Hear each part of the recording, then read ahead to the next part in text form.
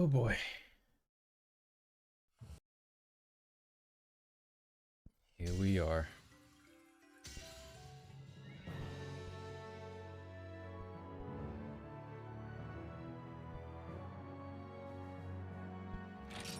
Bit nerve-wracking. Started of a completely new journey. Already got my character made. Check this out.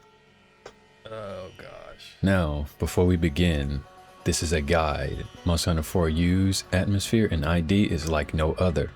I highly recommend taking your time to enjoy your first playthrough and get the true Monster Hunter 4U experience. One of my top 2 Monster Hunter experiences ever. This guide is designed to be quick and efficient. Take things at the pace that you enjoy, please.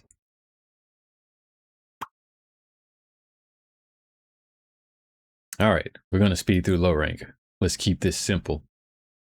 Hello all, welcome back. It's finally time to take on the next adventure. We are officially on the return to Monster Hunter 4 Ultimate. I've been sitting on this series and footage for over 2 years now. I came to find that Monster Hunter 4 Ultimate meant a lot more to me than I originally thought, while working on the original scripts for the original series. So I figured I had to cover it properly, wholly, and do that fact justice. As a result, I've been racking my brain trying to figure out how to do so, and now I finally know how. Welcome to the Monster Hunter 4 Ultimate Guidebook. Monster Hunter 4U is a game that requires exorbitant amounts of patience, dedication, and discipline. Even among the legacy titles, this one stands strong in its ability to punish hunters. I understand that some have problems getting into older titles, whether it's due to the grit or friction or rigidity of old school. But I think those things are a big portion of what makes a great Monster Hunter. These qualities are what I consider to be the definitive bones of Monster Hunter. Constraints become a natural guide.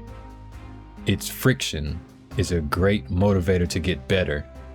Overcoming these qualities is what creates long-term satisfaction. The struggle and triumph is what sticks with you. This guidebook is here to provide you with a confident and concise play guide and explanation of the game's systems. We are looking to lay out a straightforward pathway through the game, reducing some of the guesswork and strain, allowing you to instead enjoy the rigidity and friction. But there is one problem. This game is hard, and it can be extremely hard, not just in combat, but in economy as well.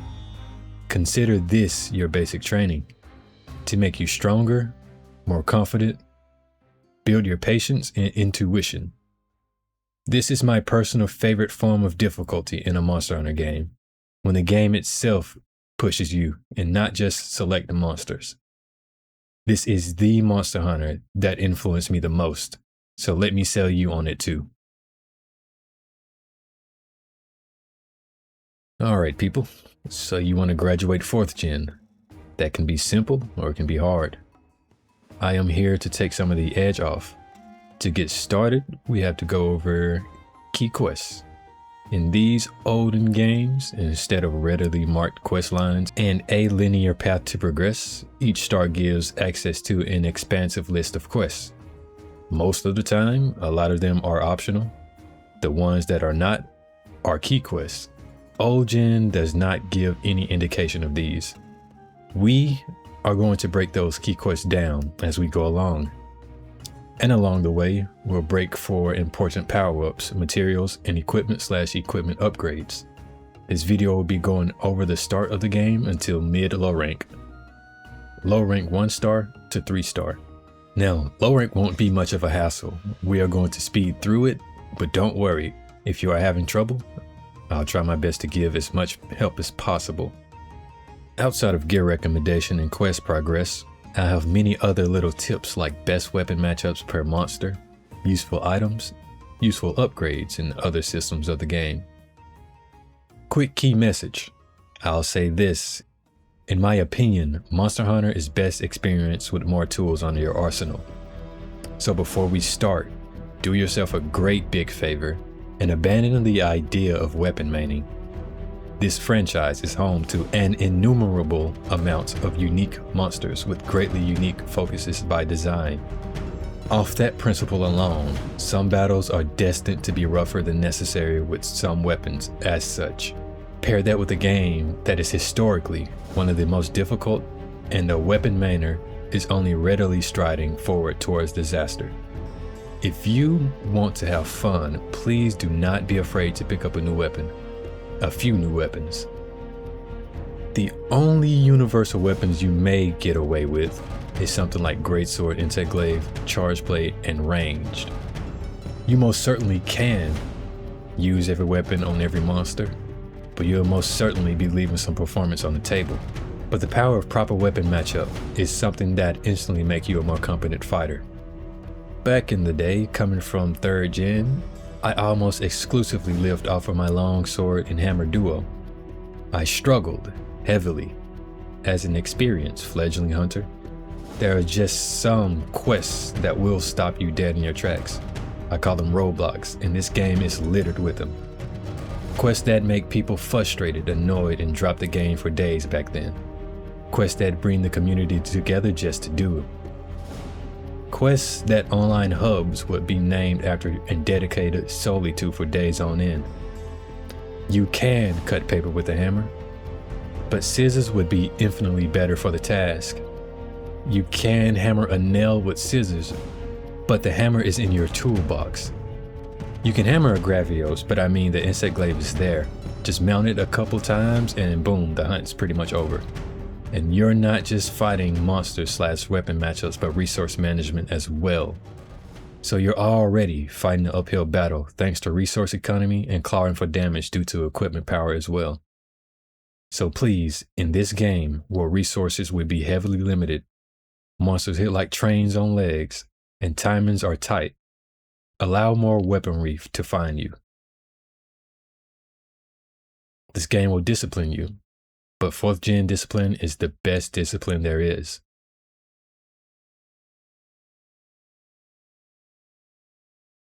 Key quests 1 through 3 star. Alright, the keys of the low rank 1 to 3 star. The game starts off with a new Sandwell, Daran Moran. If you've been on my channel and have played through Portable Thread with me, you will already know what to do. If this is your first experience with Moran, things are pretty simple. Even though this is a tutorial, I don't usually go over fight IDs here, but you load cannons and fire them. The mission itself is going to walk you through everything, so no big deal here. Deal enough damage to advance the stages of the fight. Ring the gong when instructed. We have no weapons to fight on this back. This is just an introductory. Random thought, but the Morans in a wild siege win. I mean, we are getting Lao Shan, and the Morans are sieges that aren't actually bad and still hold their own. Anyway, once Daran is finished, welcome to Val Harbor. The nostalgia is real. Right off the bat, you are going to get introduced to the facilities and the delivery quests. I know delivery quests are boring. I actually don't mind them. Nice break between hunts, and you actually explore the map. A good pacemaker. I abhor transfer quests though. We talked to the Caravaneer. Let me see. Do you want to join the Capital C? I have no clue if this actually has any effect on anything. I think brother's just lonely. Do what you please. Talk to him, talk to the lovely and completely sane best girl of Monster Hunter, Guildmorm, Sophia, and all the other designated facility people. Before taking on any quests, go back to your home and choose a weapon, hopefully one of many that you'll use. Never ever leave without petting your poogie. I failed to gain the appreciation of this eldritch creature. Quest itself, eat, begin. First quest, stake your ground, deliver one well done or rare steak. Moides poor aptonothesis. Carve and plop their meat on ye olden grill provided in the quest box. And bomb, a well done staker. Delivered, and great. You'll never do that quest again. Firing off quickly, on to the next quest, a winning combination. Deliver one mega potion. Back to the town to fight some more speech bubbles. Accept the quest winning combination. Eat. Watch that blurred cutscene if you haven't done the cheat yet, like me. Begin. We are after green herbs, blue mushrooms, and honey. Grab your map from the blue chests. Herbs can be gathered right outside the camp here. Mushrooms in area 8 up here. Honey in area 6. Quick tip: if you crouch before you gather and or carve, it is a little bit faster. Fight some more dialogue bubbles. Area 6 on your left. Oh look, Jaggy. More than some poor Jaggy. Get lace up quests, get honey, and combine. Now you'll only need to deliver 1 mega potion, but I got extra because this game is harsh when it comes to resource management. And on that note, I also grab warm pelt from Kelby. It's a useful crafting material for later. You can get these herbs on the way to deliver as well. Deliver, quest complete.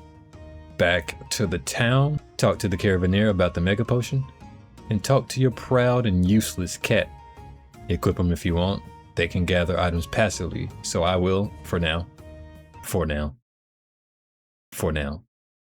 But put any unnecessary items in the box. Do not fail Poogie. Now we're on to some slaying. 2-star. I lied. Get warmed on. 2-star. Ancestral Step. Fungus Run. Deliver 5 unique mushrooms. Fungus Run. Completely ignore Fungus Run. You have the option to choose between 3 keys right now to unlock the next key quest. Only one of these are required to unlock the urgent quest. Choose Kelby Cure All instead because it's actually useful. Or choose Den Mothers too. You have decent options for weapon like the longsword through Jaggy. However, many other weapon paths will outperform it. And the armor is nothing like 3rd gen Jaggy armor, so ignore it. Den Mothers, slay 8 Jaggy. Swax approved. Ignored. Again, we'll be choosing Kelby Cure All, which is deliver 3 Kelby horns. Swax also approved. Optionally, get your herbs. It's not optional. Optionally, hate your Palico. It's not optional. Optionally, carve live Kelby. Hopefully getting warm pelt. It's literally not optional. Dread the idea of bug gathering. The subquest is worth it. It requires you to take out 8 Kelby. Kelby spawn in areas 3 and 8. It takes time for them to move back into the areas once you've killed all of them. So feel free to gather materials in between them spawning. Once you have the Kelby horns, deliver them. Quest done. Moving on. Chip off the old blockade. Slay 8 Conchu. Once again, Swax is approved. Swax highly recommended, actually. We're dealing with Conchu here. If you know them, you know. Take a Swax. Use sword mode to fight them to ignore their hard shells. Conchu spawn in the higher areas, areas 7 and 5. Use route 3, 8, 7, then 5. Gather on the way if desired. In area 7, watch your cutscene and proceed with getting bullied. Make sure to carve as well. Take out all 8, quest clear. Now, before we move on to the bigger monster, items and item sets. Let's touch on that.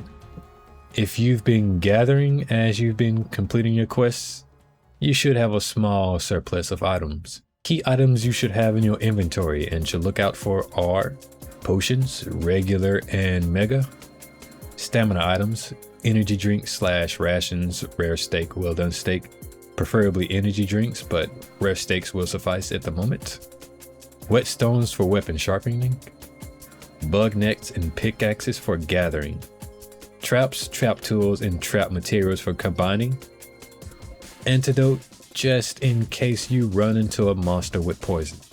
Continuing on the topic of items, let's cover the shop. You also want to keep an eye out on things from the shop as you progress. things like the Book of Combos, the Power Charm and Armor Charm, available in high rank I believe, Power and Armor Talons, available after you get a Devil Joe Claw. These are the core items that I'd have registered to an item set to remain ready for whatever the game throws at me. Continuing further with items in item sets, the absolute necessary items in order are health potions and items. An example, potions and mega potions, max potions, but try to use only the regular potions from now. Then there's the Book of Combos, up to a set of 4. Stamina items, again, preferably energy drinks. But again, steaks will suffice for right now. Then next, pickaxes and bug nets. We will need as many materials as possible. Power and Armor Charm and Talons whenever you unlock them. Paintballs to keep track of the monsters wherever it moves to on the map. Then traps. 1 pitfall, 1 shock preferably. Flash bombs and its crafting materials. Dung bombs for banishing monsters. Keep antidote at the ready. You'll never know when you'll need it. And when you do, it's going to be bad. With empty slots, use whatever you find fit for the task. Could be extra materials to craft traps. Could be life powder. Don't stress over the list. Craft and maintain what you can afford. Just follow the list in order of importance. Again, try your best to save mega potions and honey right now. You'll be grateful when you start hitting some of the roadblocks ahead. And another thing while I'm here, on a more annoying topic, you used to be able to download item packs from the housekeeper cat by the item box in your home. However, due to DS servers being shut down, you no longer have access to those items on new saves. Or at least I have no clue how to access them at the moment. This goes for DLC quests as well, which you most certainly will need due to some monsters being exclusive to these quests. Thanks, Nintendo. Though you do have a way to gain access to DLC quests, and you most likely have them if you found a way to play for you today. Moving along, hunting time. On to the first hunting quest. The next key quest is the Stinking Celtis, Hunt a Celtis. Now we are on to regular hunting quests, and we kick the first hunts off with Celtis' first appearance in the franchise. Talk to the old man, then walk down the road. We got more quests to do. This lady's quest will unlock Great Jaggy upon completion. The shelf is what we want. He gives you the urgent Celtis. And the market lady gives you a sushi delivery quest. Anyway, basically anything is approved. Charge Blade is chosen for me. If you are using Charge Blade, when you eat, make sure you eat for Bombardier. That can be done with a meat ingredient and a milk ingredient on the steam cooking option. Bombardier is going to raise your file damage. Load into the map. Once again, we are heading to Area 8 where we will get the cutscene. The guidebook, again, is made to run along the first hunt series. I won't go deep into fight details and the full fights here. Like I said, if you want the fight IDs of a monster, you have to go and watch the first hunts of a monster. Moving along, clear and carve, quest complete, on to the next.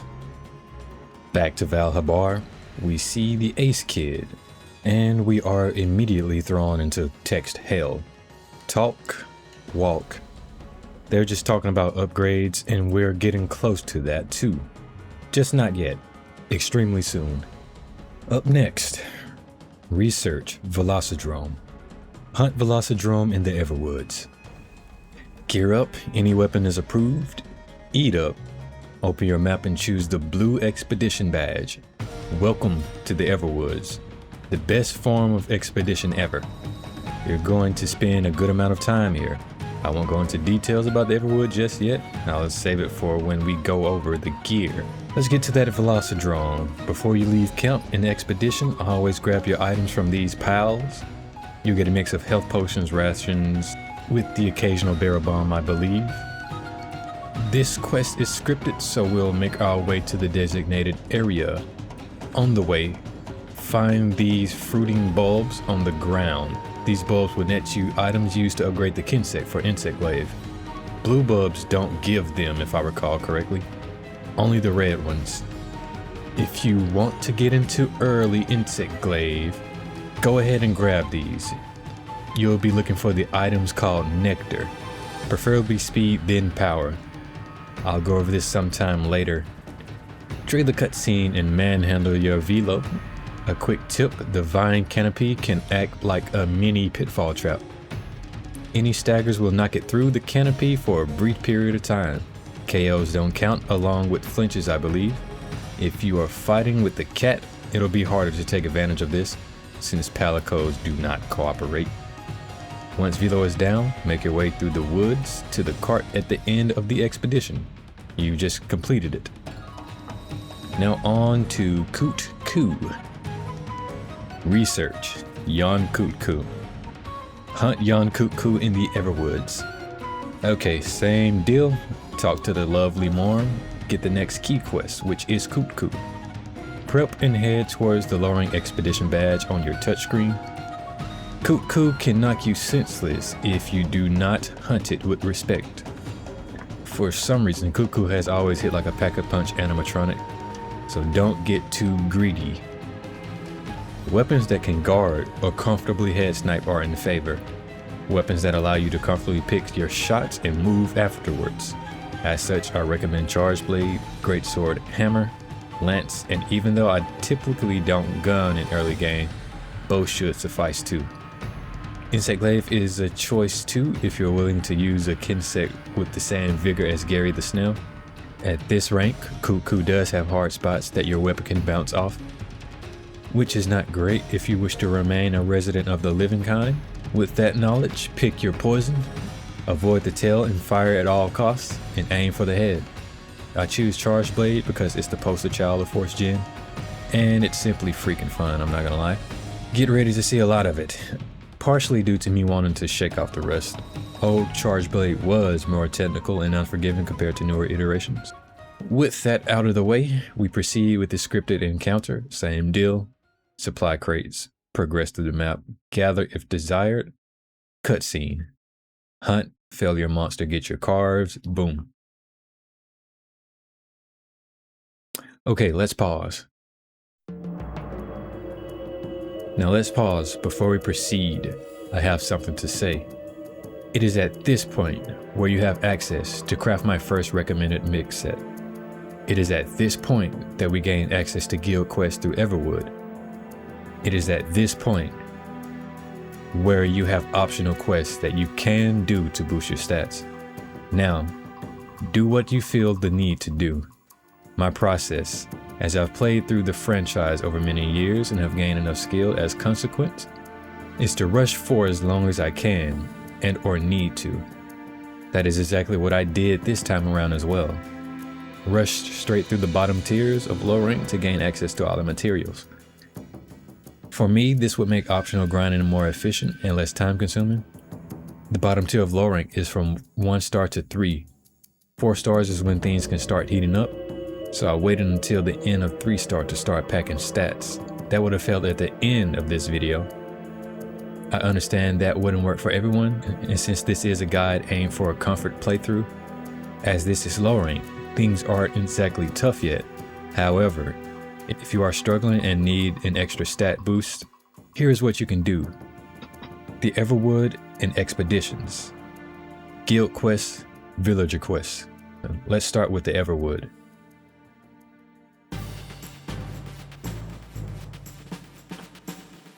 The Everwoods. After you completed these research missions, you gain access to acquire guild quests, where you hunt a specific monster. These are a big part of 4U's endgame, and you've just done 2 of them. I'll go over guild quests or GQs shortly, but first we have to talk about their parent, the Everwood. The Everwood, in my honest opinion, is the definitive expedition of the whole franchise. If you've played Monster Hunter as of recent, you should have some familiarity with them. This is where you free hunt with no fail conditions. You die, you return right back to the beginning. However, the Everwoods are different. The Everwood is built using a random assortment of rotating tile sets, kind of like Warframe if you are familiar with that game. And each tile has dedicated monsters that can spawn in or travel to. You can have up to 5 tiles, excluding the camp and inn area, but there are tiles that are free of large monsters. So some expeditions will have as few as 3 monster areas. Get used to the Everwood, you are going to spend a lot of time here, as your caravan points for things like farm come from here, along with GQs. On the expedition tab of your touchscreen, you have your guaranteed monster, environmental stability, which can be stable or unstable. If you see stable, I believe you could have 1 to 2 extra monsters to spawn, but the chances are low. Unstable, up to 4 to 5 monsters are going to pile on you. So make sure you are prepared and play smart. Unstable areas are what's going to net you a lot of your points. Try your best to hunt all monsters. The next bit of information on this expedition tab: weapon bias. Weapon bias is tied to the relic system. The ore you mine here have a chance to drop relics. Can be weapons or armor. The type of weapon and armor series in the bias is what you'll get, i.e. longsword, greatsword, hammer, etc. I've only obtained relics from blue ore, so keep that in mind. On to the next line, which is the treasury spawn. The treasure area is pretty much guaranteed to give you relics when mined. Along with relics, this blue herb in this area is also good to gather, as they give you a useful item for the farm.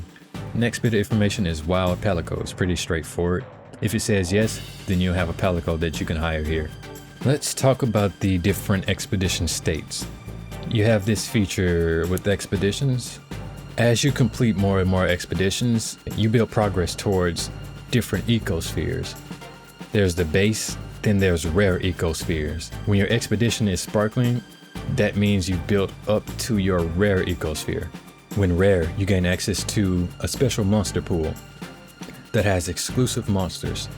This also raises the rate at which you can get rare materials like relics. Anytime you use the inn cart in an expedition, you will raise your rare eco discovery rate.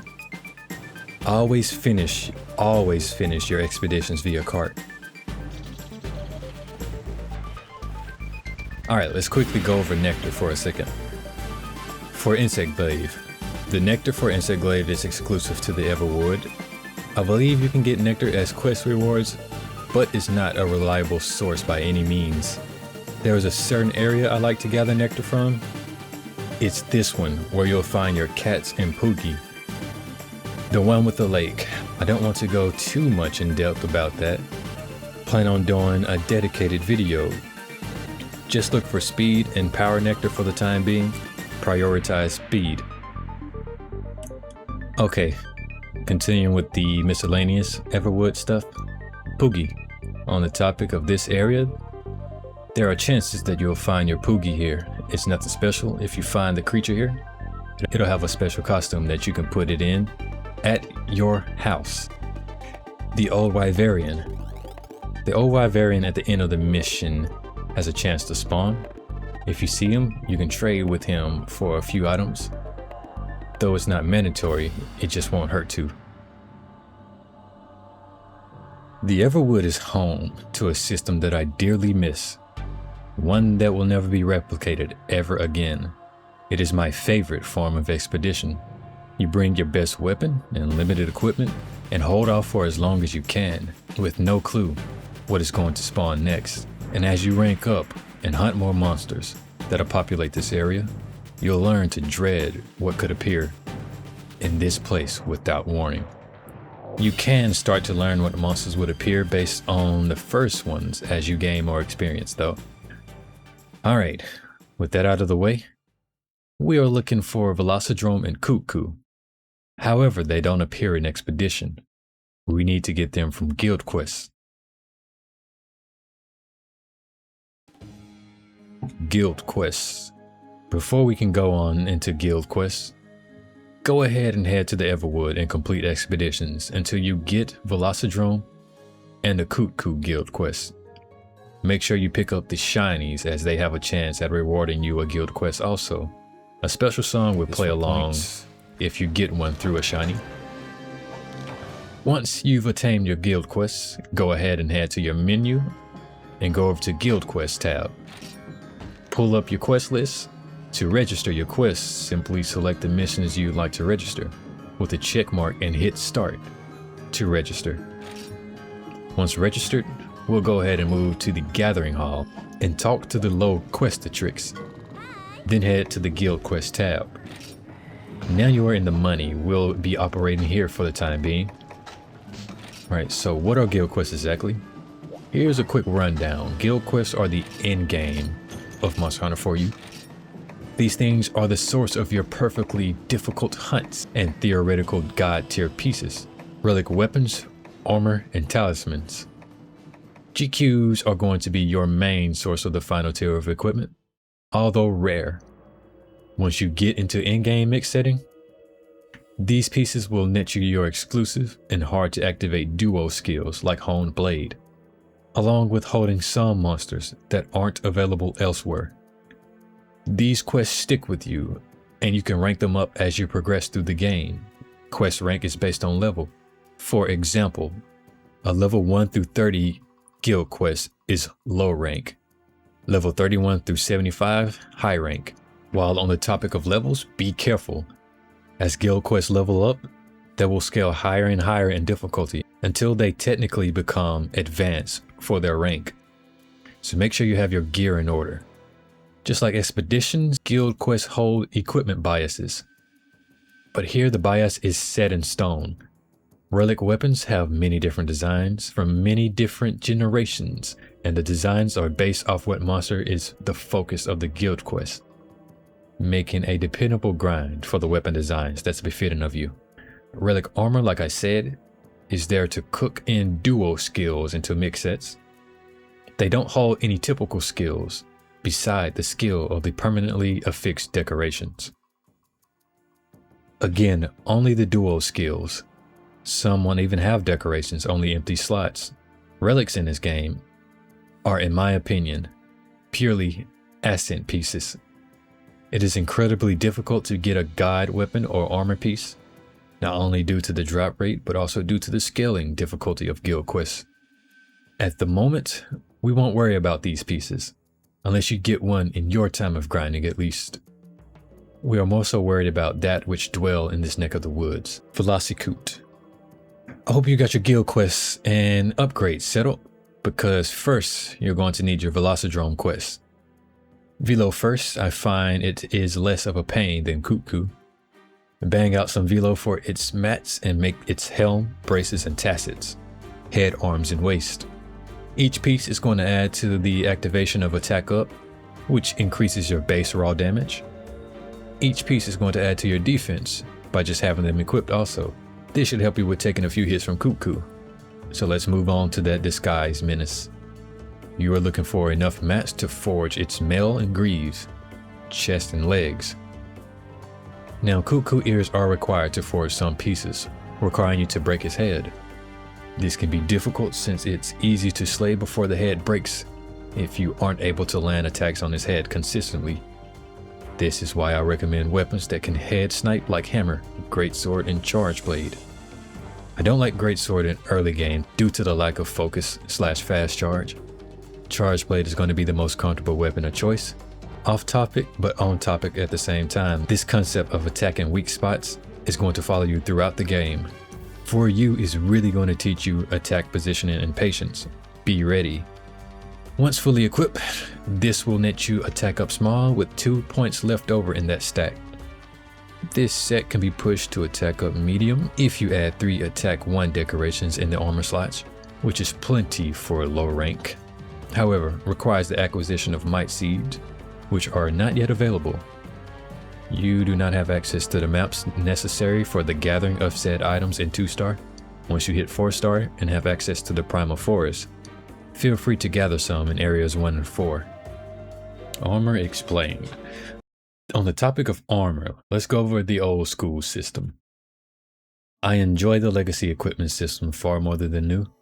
The activation of skills were just more satisfying with the sizable jumps in efficiency between skill tiers And the theorization of mixed sets, it's just fun. Going from 10 raw with the tech up S to 20 with the tech up large netted you a noticeable bump in power. And the actual armor set was the upgrade. Not just some framework for decorations like you'd see in new games. An actual physical change on top of a stat buff instead of an icon in the menu. And a farming method that was less grindy in general, letting you enjoy the game quicker. I see a lot of new gen hunters failing to understand the old systems when they try older titles. But it's not at all hard to understand, I promise. It's really straightforward. Armor skill activation. Let's touch on that first. Right off the bat, this is not like your newer games. Having a few points in a skill does not activate it. How do we activate skills? To show you, let's open up our menu and head to the status tab. If you made your VelociKut set, then you'll see you'll have attack up S under active skills in tab 2. Go over to tab 3 and you'll see the different skill names and accrued skill points from your gear. Now hit Y to toggle details, and this is all you need to know.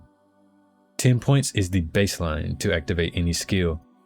Some skill have multiple levels and each level goes up by 5 points. In the case of attack up, 10, 15, 20, and 25 will level you up from small to medium, medium to large, and large to XL respectively.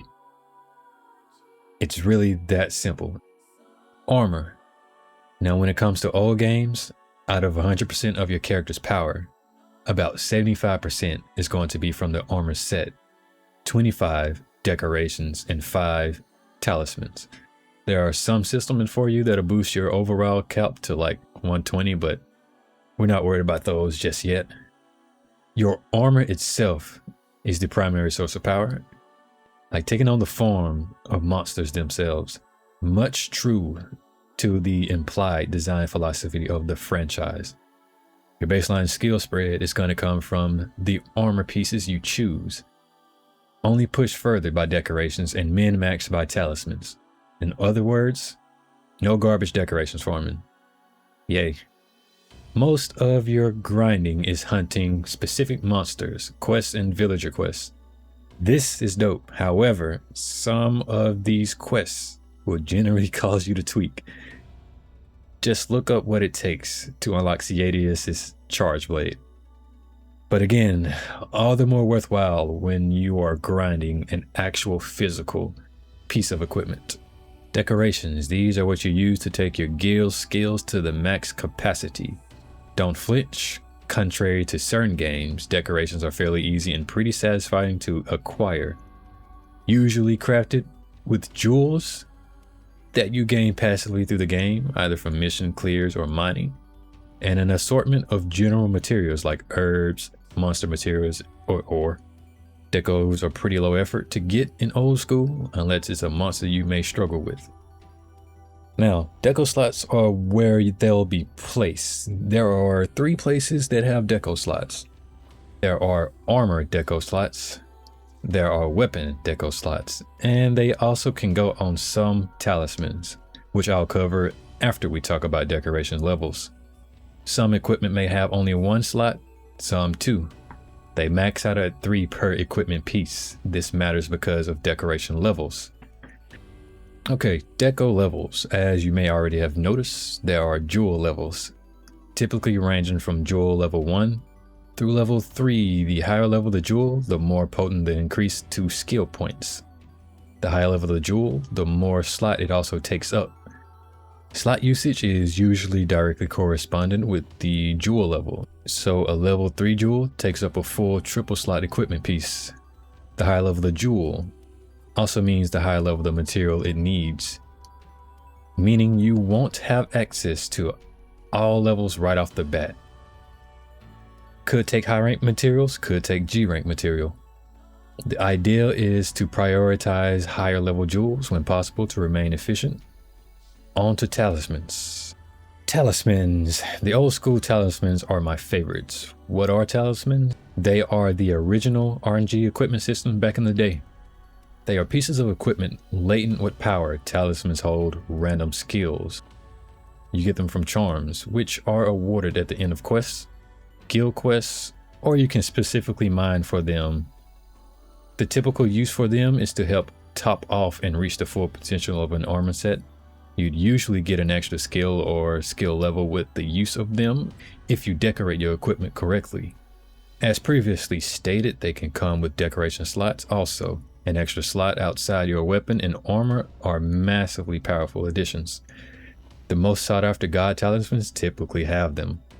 Little key information at this moment in time, I am unable to confirm and provide any charm tables for you to reference. If you don't know, talismans aren't completely RNG, but to avoid confusion, I won't go too deep into how tables work. Now, people used to have a problem with them. As far as I know, it was the acquisition of charms and the RNG of charm tables. Don't fall too deep in the charm table rabbit hole. At the end of the day, you can get away with talismans you naturally earn through hunting missions or mining runs, and these talismans will usually max out the potential of your armor set anyway. God talismans are the in-game content in Monster Hunter. God talismans are therefore the God mix sets. And mix set grinding has always been the driving force of in-game Monster Hunter. The pinnacle of armor sets is not required to play and enjoy the game as intended. These God sets usually net you amazing skills but are negligible for most players. The biggest boost in power will always be your personal skill. Simply playing through the game will have you building enough skill to enjoy it. If it means anything, I haven't even looked at charm farming on my main profile since the initial few days of doing mining runs in G rank. A lot of my really good ones have come from simple mining tours on heaven mounts or even often as quest rewards. A quick warning, do not worry about charm tier. A great charm is a charm that fits your current needs. I do not have god charms or relics, and I haven't felt the need for them. Only an urge to aim for them after completing most content. There are already a plethora of powerful weapons, armor, and decorations readily available to grind that are going to let you absolutely dog in game. Just focus on getting better in general. You find yourself mainly aiming for talisman slots, sprinkled with some points of a skill you want. This is because decorations are king, or until you wind up getting that good one when you aren't looking for it. Alright, let's resume key quests. Alright, now that we've touched on a few things, let's continue with the key quests. We still have 4 monsters left before we finish low rank 3. The 3-star urgent, Kechawacha. Then we have Tetsu, Gypsaros, and Gendrome. Swing into action, Kechawacha. Not particularly difficult. The use of your preferred weapon is advised. Start the quest, make your way over to Area 2 to initiate the ecology video. Do your thing. Stop. Area change. After coming home from completing the Kecha hunt, let's go ahead and talk to the Caravaneer. Time for a location change. An exciting time, exciting indeed. The world is expanding. New weird monsters are ready for us to hunt. Let's continue. Boulder Bash, Tetsukabra. Tetsu is one of those hunts that's just done right. You won't have much trouble with this old dude. Use whatever you prefer and enjoy the fight. Make your way to Area 9 to begin the fight. Ship-shaped skin, Gypsaros. Bring antidote. Be advised, Gypsaros can turn you into past tense easily if you aren't careful. Hunt with caution. Area 3 is where you'll meet your opponent. Go do what you do best. Roadwork Gendrome. It's a drone, you'll be fine. Gendrome does hit hard for whatever reason. Try not to take a hit or two. Area 2 is where you'll begin the hunt. Smash this quest. Complete, and would you look at that? That's the first half of low rank. End of lower low rank. Here is where we call it for this section of the guidebook.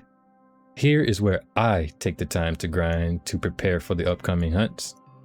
This video was already going to be long due to this being the introductory to the game. All systems are thrown at you at this section. So naturally, there was a lot of explaining to do.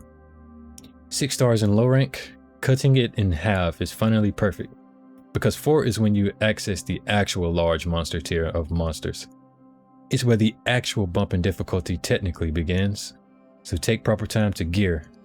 We'll also be speeding through these stars in the next entry of the guidebook, because you know, it's still low rank. I want to get you all to the full meat of Monster Hunter 4U. That starts around high rank. Even so, remember, this is a guide. Please take your time with the game. Enjoy it. The guidebook is to give you key information to progress and make good decisions. Take things at your own pace. Research things you may be interested in. Do quests that may benefit you now. Make equipment that benefits your playstyle. Low rank is pretty frictionless to get through, so I give you general information, but it may not best fit you. Like the VelociKut Mixed Set, its general use with attack up S is good for most. Attack up is king, especially in low rank. But if you're an early game gunner unlike myself, as we continue to progress and rank up, I may miss some sets that'd be more valuable to you and your shot types. Though I'll try my best to gun for you this go around, unlike my return to Monster Hunter Portable 3rd. In summary, items, key quests, armor, skills, decorations, talismans, the Everwood Expeditions Guild quests. We've covered a lot here. Items we'll need, armor and how it works here, decorations and talismans to help them work better, the Everwood, our expeditions into those woods, guild quests that originate from them, and my desire for you to get into the game and enjoy it however you may and at your own pace. This video will remain here for you to refer back to. On that note, I really hope you all got something out of this video. If you have any questions, feel free to ask. I may have an answer. Monster Hunter 4U is the Monster Hunter game for me, and I really want to get people into this entry. And I want you to enjoy your time. I can't go deep into my feelings as I want to keep this guide concise and straight to the point. This guidebook, funnily enough, is a side grade to the original series I'm going to do. The original series that I locked in 3 years ago and finished a few scripts for us 2 years ago. Since 2 years ago. Upon writing those scripts, I realized just how much 4U actually meant to me and my development as a hunter. I decided I had to do this title justice. Originally, was going to do the First Hunt series alongside their original concept, but seeing people say that I helped them with Portable 3rd when all I did was upload full hunts didn't sit right with me. I could have done so much better in retrospect, so I had to figure out the best way to do it better here. Here we are, with the Guidebook of Monster Hunter 4U, a companion series to the return to Monster Hunter X First Hunts, dedicated to documenting progression outside of the hunt, define key quests, system explanations, equipment progression, villager requests, farm and canteen upgrades, where you should be and what you should do based on where you are at in the game. While First Hunts will be dedicated to a monster's fight ID and mechanics, the guidebook is how you'll get there. So please, if you have any questions, if you have any requests, throw them down in the comments. I check them all. As always, thank you all for coming by the channel. I wish to see you again. Please consider giving a like and subscribing. Hope the rest of your day is well. Hope the rest of your day or night is well. And I'll see you in the next video.